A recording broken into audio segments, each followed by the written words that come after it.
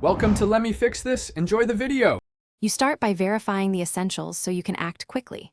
First, run the Xbox network test on your console to capture current errors. Write down any error codes. Then, power cycle your modem and router to rule out local ISP or NAT issues and switch to a wired connection if available.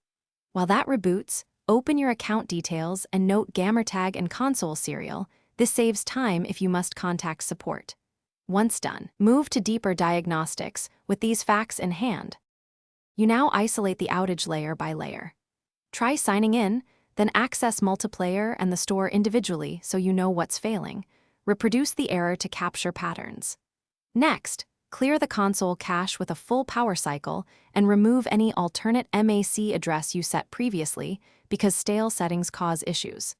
Then verify NAT type and enable UPnP on your router. If necessary, forward port 3074 TCP/UDP, or temporarily place the Finish by confirming whether the problem is local or on Xbox services. If network fixes fail, update the console system software, and only if necessary, perform a factory reset after backing up saves.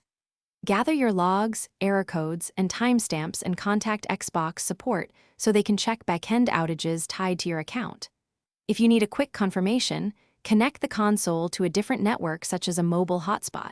If it works there, the issue is with your ISP or router rather than Xbox.